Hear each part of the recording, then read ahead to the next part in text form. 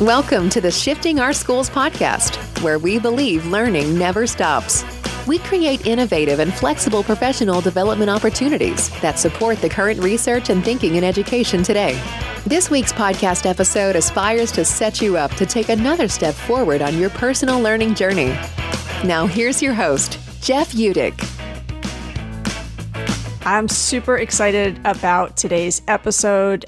We have author Linda Flanagan on the show talking about her brand new book, Take Back the Game: How Money and Mania Are Ruining Kids Sports and Why It Matters. Jeff, so much comes up in this conversation. Listeners, I think you'll want to stay tuned for questions about what messages kids are receiving from adults in their life about what childhood is, what opportunities we are providing, or maybe what opportunities we're not preventing for kids to collaborate, to create their own free play. And again, just thinking a little bit more about if students have interests, how are we letting them really pave that pathway and not telling them what that pathway should be? So all of those things come up in today's chat.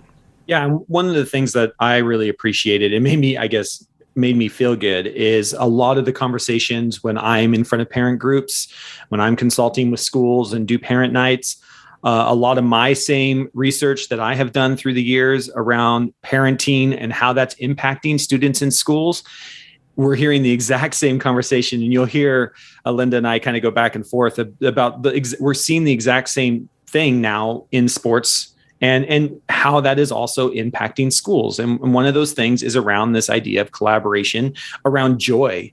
Just kids being happy and having freedom to be happy, I think, is something that really comes out to me in today's conversation. You know, kids are so overscheduled today. And we, as humans, overschedule ourselves in 2022. How do we let go of that a little bit and just, find a way to enjoy a little bit of life?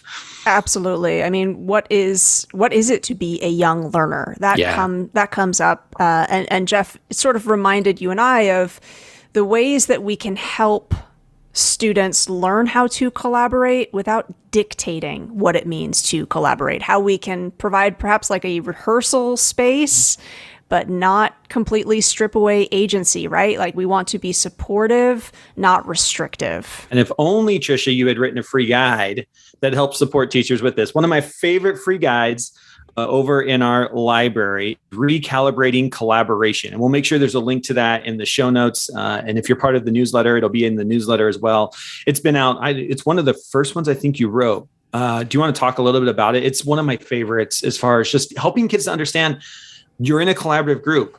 There are things to negotiate in a collaborating group. There's things that you need to make sure people know about you in a collaborating group. Talk a little bit about what there's some of the other things you can find in that free guide. Yeah, thanks for the generosity and what you have to say about it. I mean, we were getting so many requests around, sure, we want to do more project-based learning. We want to do more things that are collaborative, but learners are telling us they hate collaboration. And so we wanted to provide some guidance that looks at, okay, well, why is that? How is it that perhaps we're asking students to work together without doing any sort of work in terms of what are the skills that you need to collaborate? And the reality, Jeff, as you say, that yes, sometimes we're going to be working with other people that we don't get along with, but that is a lifelong skill. And so absolutely. The guide offers a bunch of different scenarios and students can rehearse them. And the point of the rehearsal is, like practice in the world of sports, let's take away some of the stress by running through it as a drill before it's a high stakes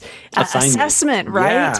Yeah. But also let's get playful with it and let's not, I think, oh, this is going to be difficult, so let's avoid it altogether. And that comes up, Linda talks about that as well, that it's really important that young learners are having a variety of experiences, right? That we don't try to completely remove conflict because we also learn from conflict. So that free guide, again, it's available. You can go to shiftingschools.com, click resources. You'll find our resource library.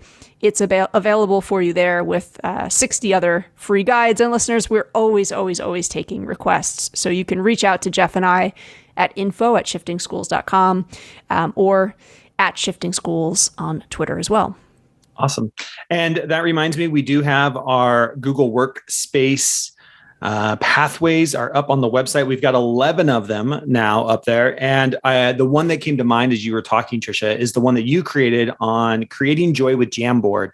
Another great collaborative space we can have kids in where you could do rehearsals of how do you share a digital space? What does it mean negotiate the screen when you're on a place with other people. So that is a pathway. They're on sale now over at shiftingschools.com, along with the other 10 all around the Google Workspace app. But you might want to check out the one that Tricia just finished on creating joy with Jamboard. And it's got all kinds of resources. And I think I don't know how many different templates that you give away in that training. So there's a bunch of stuff in there as well. So check that out. And again, I would say, for anybody who is listening, who is a digital literacy coach, those pathways are really powerful because, Jeff, you've got a great one on Google Drive as well. And I know when I was a coach, you have people that need support just starting off with these tools. And then you have other folks who are at the other end of the spectrum and they're sort of looking for some of the advanced skills. And the power of those pathways is you can provide them for an audience who's going to access the level that they need. And it's going to free up your time to be having some more of those in-depth conversations around, again, the way that technology can really enhance learning. Yeah. And again, we've got 11 of them over there. That's at shiftingschools.com. You can check those out. We've got a bunch of them. But we are so excited that we were able to sit down today with Linda Flanagan around her new book, Take Back the Game: How Money and Mania Are Ruining Kids' Sports and Why It Matters. A great conversation about just where we are with supporting kids today. I think you're really going to enjoy this one. And with that, on with the show.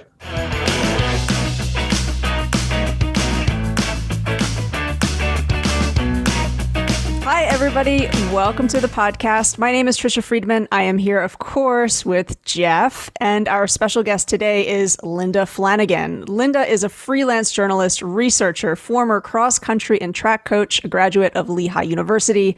Linda holds master's degrees from Oxford University and the Fletcher School of Law and Diplomacy, and was an analyst for the National Security Program at Harvard University. Her full bio and link to all of Linda's resources will be over there in the show notes. But Linda, perhaps most importantly, I just need to let you know, thank you so much. I was recently at a family barbecue, and because of your brand new book, I had so much to talk about. And I probably appeared more intelligent than I was about the changes in youth sports. So thank you so much for joining us today. Thank you for having me. I'm really happy to be here. Great. So we're here to talk about your new book. And I think educators, this is a really interesting one to add to professional development libraries. So the book title is Take Back the Game: How Money and Mania Are Ruining Kids' Sports and Why It Matters. It's out now. And again, Linda, I have to say the book is only 242 pages. And just within that small space, you managed to wear so many different hats: researcher, accomplished athlete, experienced coach, and of course, a parent yourself. The book is really eye-opening in terms of just how quickly the world of youth sports has been transformed. And I'm wondering, originally, the story behind you starting the book, did it come from one of those perspectives specifically, or what sort of was the seed of the idea for the book for you? Well, it kind of bubbled up organically, I would say. Both, I often wore the parent hat and the coach hat, like they were often in opposition to each other, because as a parent, when I felt irrationally happy or ridiculously unhappy about my 8-year-old's basketball performance, I could identify in those circumstances with parents that get crazy and, I start hyperventilating on the sidelines. I could appreciate how that happens. But then as a coach, when I was on the receiving end of some of that, and I thought, what is going on here? It made me kind of have this internal debate about what's important. And then also, as a runner, and I go out and think about it when I ran, and athletics have been such a big part of my life. I still run. I feel like it's been a gift to be able to run, not only physically, but mentally, emotionally, just in so many ways. And I thought, what is going on here? So that's it was wearing really those three hats that got me thinking about what we're doing with youth sports and how we've gotten so off track. And I also thought about, when I was growing up and how my own parents dealt with sports. And I'm sure like countless other parents like me, well, when I was growing up, my parents didn't do this. And they didn't. And I think to myself that, they had too much self-respect in many ways. Not that these things were out there, but they had their own lives. They had responsibilities. I mean, they had, volunteer. They were just busy doing their thing. And somehow there's been this, and I was very curious about how did we get here so that, we're giving over our lives to our kids and dressing it up as if it's like in their best interest. So that's kind of how it started. Yeah, that you bring up in the book this idea that, and we'll talk about hyper parenting a little bit later on, the messages that young people are receiving when the adults in their life don't seem to have their own interests and hobbies and pleasures from adulthood. And I think that's really something worth talking about. And I appreciate that you toggle between all of those different perspectives, because we need all of those perspectives in this conversation. And alongside some of those anecdotes, you also have an overwhelming amount of research and data that you present in this book. It's sort of breathtaking. And again, at that family barbecue gave me some fun things to point out. Oh, I'm very happy about that. So yeah, folks, if you've got a family barbecue coming up and you want some conversation, this is the great book. Yes. On pages 4 and 5, you highlight that in 2019, the youth sport industry was valued at just over $19 billion. Listeners, that's billion dollars, which surpassed the value of the NFL that year. Like, my mind was blown by that. And your book, it goes into great detail about how money is corroding youth sports. We won't spoil all of the details of the book, but I'm wondering if you might just speak to a few of those big ideas about the corrosion that you think parents and caretakers need to think more closely about.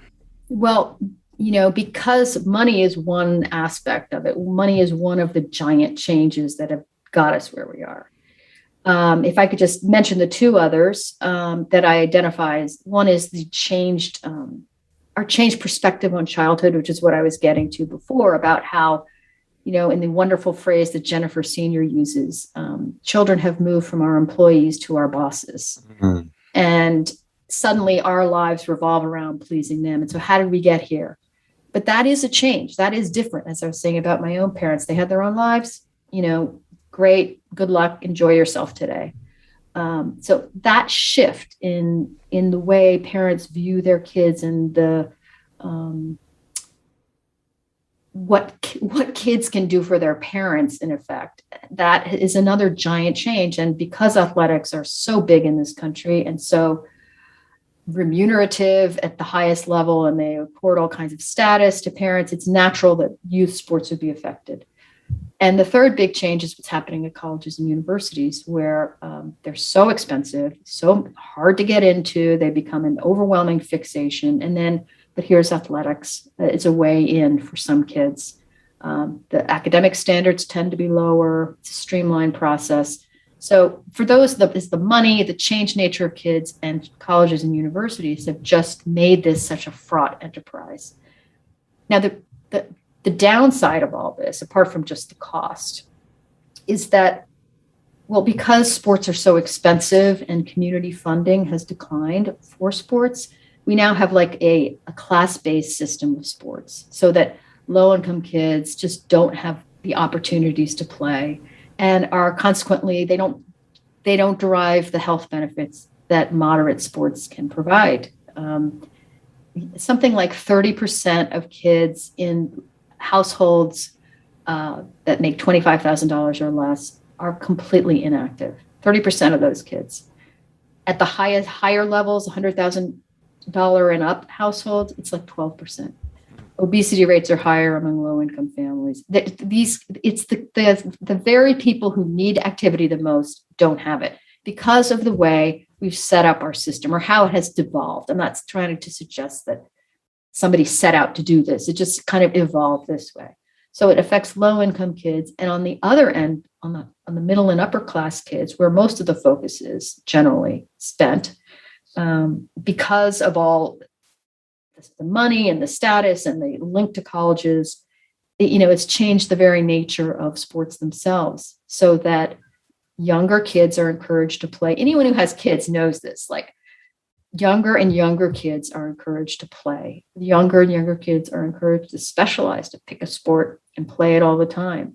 There's been this, cottage industry of tournaments. And, as a result, we've moved away from, if you go into high schools, it's really unusual to find a 3-sport athlete, where they used to be, like they would move from sport to sport, but that doesn't happen so much. Well, the best athletes in my high school were 3 or 4 sport athletes. Like they were the wide receiver, the point guard, and they ran track, exactly. or just played shortstop or whatever it was, they were 3 and 4, I just find it really fascinating, because I think there's a couple of things when I'm talking to parents. I do a lot of parent presentations with school districts, and I talk a little bit about this idea that, and I love that you point this out. It's we got here, and it's nobody's blame of how we got here. But from a parenting standpoint, there is a lot of, I just call it social pressure, right? There becomes this social pressure in your community to parent this way. Yes. And the more social pressure there is, the more you find yourself in these situations where it might not be the best way to parent. And as you were talking, I'm sitting here reflecting. I played baseball through college, but I was raised on YMCA baseball, which you don't even have anymore. It costs nothing. The coaches, one was my dad, volunteered their time. You didn't pay a coach to go coach 8, 9, 10-year-olds.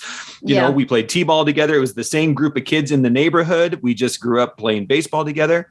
But at the same time, I hadn't even thought about this until you were talking. My parents played Jack and Jill softball. Oh. And they played Jack and Jill softball and drug us along. And I love your idea of bosses versus employees.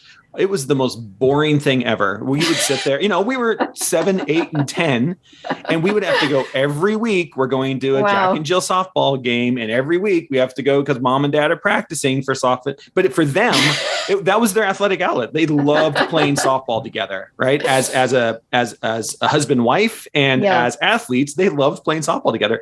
And we got drug along to all those practices, all of those games. But as I sit here and reflect, is that part of the reason why I loved baseball? Like that was part of my experience growing up, was when I went to practice and I went to games, it was like mom and dad, I got to be a little bit of that. And as that continued, and even in high school, like I played American Legion ball, and I think it cost us, I felt bad because I think it cost $120 for the jersey is what it cost to play American Legion. And I still went to college and played baseball. I'm of a era that we didn't have this, privatization of sports yet. But I think about that of, we as children watched our parents be happy playing sports. As employees who were bored out of our mind playing at the playground because they're all over at the park, with all the other kids whose parents were playing softball as well. And I just love that idea of, what are we as parents putting forth to our children to say, sports are really important, but even as an adult, I like to go run, and you're going to have to sit at home in front of the TV for a half hour and not get in trouble because I need a half-hour run today. Or you're going to go running with me when you're, when you can keep up, or before you can start beating me or whatever, but that is such, I think, a critical part that I agree with you.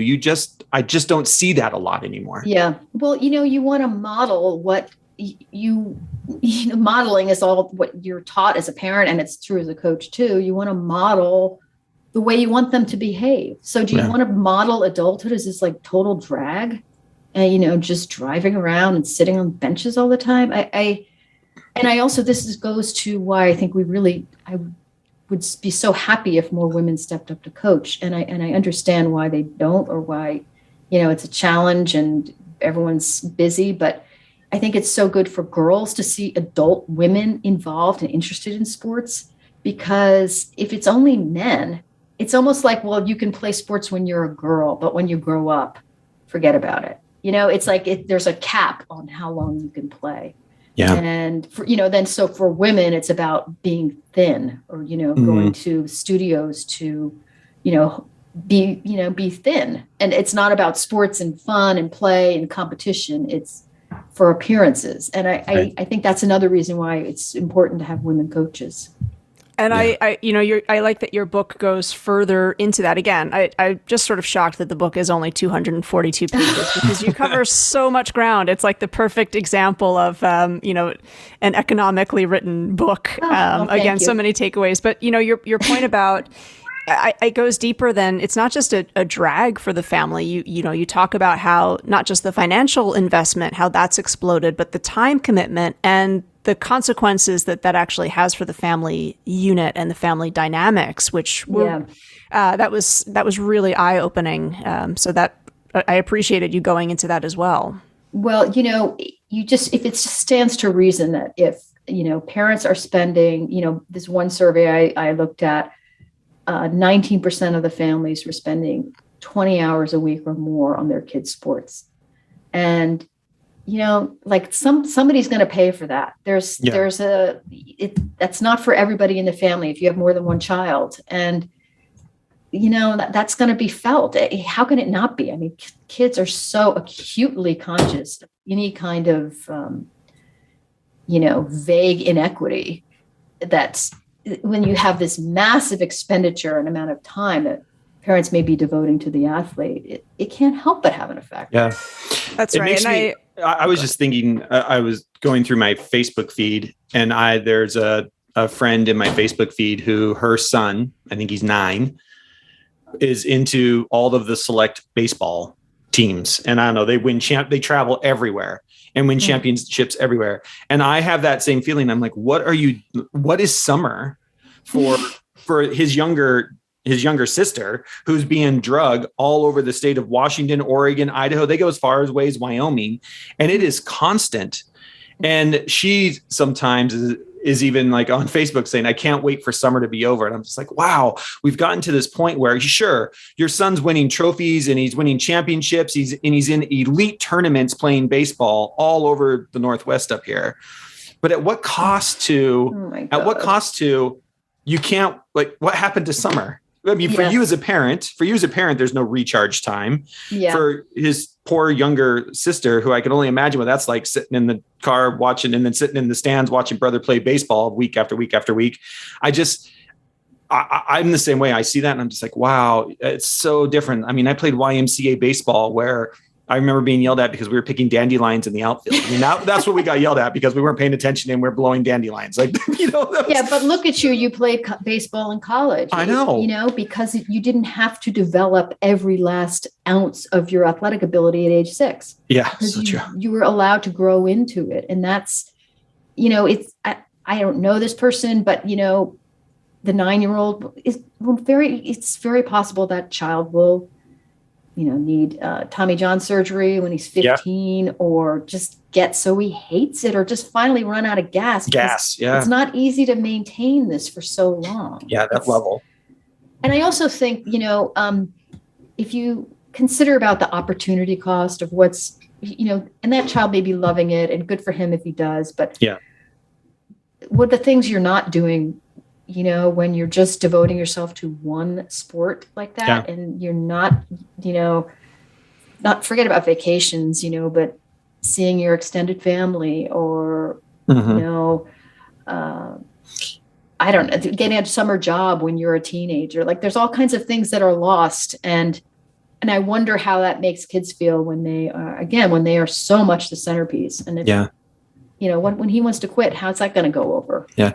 Well, did you come across any research? Because I just find this fascinating too, when I look at like some of the top athletes that you hear a lot about, and I'll use, because I'm in Seattle, I'll use Russell Wilson, right? Russell Wilson was drafted in as a baseball player and a football player, and even had a scholarship to play basketball in college. So he's like, I would consider him a top athlete in football today. But even through high school, he was playing multiple different sports. And you can usually point to, I would say, a lot of the top athletes across genders, across places that were still, I would consider this 2, 3, or 4, sport athlete, even through high school. Is there any research to show that actually being expanded across those makes you a better athlete Oh, yes. Well, it's what the college coaches want, the multi-sport athletes. Yeah. They want the kids who've been playing other sports because it helps them develop in other ways. It means they're perhaps more adaptable. It also reveals this competitiveness. This is what some of the coaches told me, that, a kid who moves from sport to sport, there's a certain competitive streak that applies in each of them. And most importantly, there's more upside for that kid. If they haven't used up, again, every last ounce of their talent by the time they're 15, there's more room for growth. So, the college coaches want the multi-sport athletes. And the other really interesting piece of data I came upon was that Olympic medalists are more apt to have been multi-sport athletes than Olympic participants, than those who just went, so they're already talking about cream of the crop. Right. But the very best ones tended to be multi-sport athletes. Yeah. And I think that's so important for all of us to hear, and parents specifically who are thinking, oh, I want my kid loves baseball, we're just going to do baseball all the time, and be like, no, it's still good to go play flag football and do wrestling and do track and field and take a weekend off and go eat ice cream. It's okay. Okay. And it also, an advantage of that is, I think it's really helpful for kids to have the experience of not being the best at something. So they're the great baseball player, but then when they go over to the fall, and maybe they're not great in soccer, but that's okay. That's fine. And it's kind of, I think it's like a really healthy balance for kids to learn that it's okay to, and now I have a little more appreciation for the kids who aren't the best on the team. So they just kind of just broaden their horizons a little bit. Yeah. Let's talk a little bit about this term that you use in the book called hyperparenting, and kind of what that is. And I know that the readers will appreciate your own reflection as a parent and as a coach inside the book. But can you talk a little bit about this idea of hyperparenting? Where do you think it's coming from? And what do our parent and caretaker audience need to know about this idea? Well, this is one of the helicopter parents, or, what's the other one? Snowplow parents, these terms that, are bandied about. And, it's just, I think all of us, or many of us who are raising kids now in certain communities, competitive communities, are immersed in this world where the expectation is that you're going to do everything you possibly can to help your child get to whatever the next level is. It's always kind of bandied about in sports, like whatever the next level is, who knows, but to help them advance, to help them get into a better college, prepare them for life. And that it is, there's this sense that it is our duty to, it's our moral responsibility to, sacrifice and do everything possible. As a result, that just means parents are more and more involved at every level. And I certainly saw this in cross country and track. Even if they don't want to be, I think many parents feel like they kind of have to be there and at games and races. And, I think we've learned over the years that this is not helpful for kids. I mean, how many books have been written about this? Like, it's not helping kids to have parents hovering and sitting on your shoulder all the time. It's absolutely true in sports. Yeah. Yeah, I couldn't agree more. And I'm much like you. I use running to bring this back to full circle, and why even as adults, we need to be very active. I find running much like you do. When I need a brain break, I go for a run. And I came into running late. I was not a runner. I ran because I had to, because I was a pitcher in college, and that's all we do is run. That's why I ran. But my wife wanted to start running, and my wife started running. And within 3 weeks, she was running more than I was and faster than I was. Now she runs she runs marathons, and I can barely keep up doing my 3 miles. But that's, to me, the running is my place, much like you. I go to think. I never wear earbuds. I don't listen to music. It's my unplugged time. And the things that come out of my brain in those, like, I need almost to take notes. Like that's the thing I haven't figured out is how do I take a notepad and pencil with me? Because I forget more amazing ideas by the time I get home. A friend of mine does that. She brings a little notepad. I know. I almost feel like I have to, because I'm like, oh, that's such a great idea. I have to remember that when I get home. It's much like a dream. And then I get home and I'm like, what was that amazing idea that was going to, change the world? I can never remember what it was. But it is such, just physical activity in general. But I think running is one of those. I'm very much like when you were saying, I'm like, that's me. I just go for a run and just let my mind do my mind thing. And, and I don't have earbuds in and do anything. And that's why, I really wanted to make the point clear in the book that, I am an advocate for sports. I love them. I love, I think there's so many advantages that come with playing sports. Being active and health, emotional, physical health. And that's why it's important that we do it right. And we're just it's gotten out of whack. Yeah.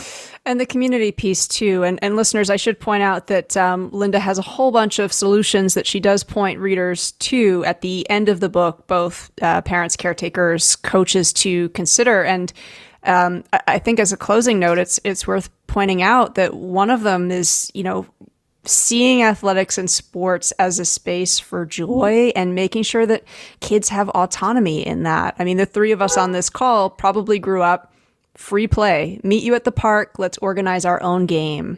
And making sure that kids have that as an opportunity, because that is so joyful. And I really think you point to how we're robbing kids of a crucial, really joyful childhood experience when we're not just getting out of their way and saying, play, create your own game.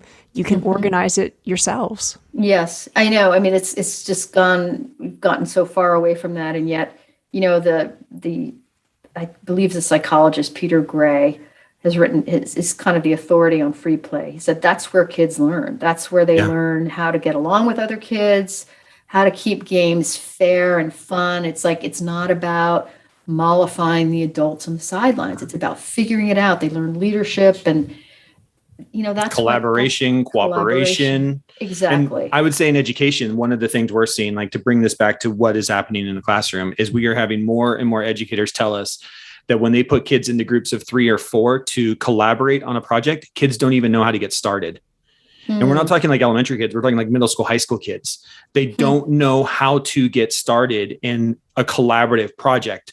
Three of us put in a project and they're just like, okay, the 3 of you, figure out, here's the assignment. Here's what I need you to do. They don't know how to get started. They don't know how to negotiate those, whose job is doing what, how are we going to organize this? And I think it comes right back to this conversation that when I was 4, 5, 6, 7, 8, I played at the playground with a bunch of other kids and we had to play hot lava and figure out the rules of the game and where the safe base was. And it's all this collaboration. And this generation, very few of this generation got to go out and do that play where you learn to collaborate with people that you just met at the playground, or you meet every Saturday because your mom and dad are playing Jack and Jill softball. And so you're trying to figure it out, right? Whatever it happens to be. And now you're in high school, you're in a group setting, and you don't know how to collaborate. You don't know how to negotiate the rules of this thing where, we just got thrown into a group together and who's going to do what and what the timeline is. And then we're seeing that in the workplace as well. When we're now seeing, employers talk about having difficulties with people working in groups. Yeah. And I think it really comes all the way back down to 4, 5, 6, 7, 8, the ability to free play, learn, collaborate, negotiate, cooperate, and you kind of dig through it at an early age. And those skills are built on over a lifetime. Yeah. Well, and I would add to that, coaches have a role here too, and they can encourage more. I think it's really it's high time for coaches to be more collaborative with the kids and the teams, just like the classroom is moving that way. Yeah, there's absolutely more about, child-centered learning, that you dictate the terms of your education and do what you're interested in. And, teachers are there to help facilitate that. I think coaches, the same applies with coaching. It's not that there isn't someone in charge, but it should be encouraging leadership and input from the kids on the team. It's not just about the person in charge telling them what to do. I think that's part of the solution too, I think. Yeah. Yeah. Well, thank you, Linda, for a great conversation. Again, the book is Take Back the Game: How Money and Mania Are Ruining Kids' Sports and Why It Matters. Thank you so much for spending some time with us today. We'll make sure, again, that links to everything we've talked about, including the book and everything else that you need to know, is in the show notes. Linda, if people want to reach out to you, if there's a school district or a teacher that wants to reach out to you, what's the best way for them to contact you? Well, probably Twitter. Okay. My Twitter is at Linda Flanagan 2, the number 2.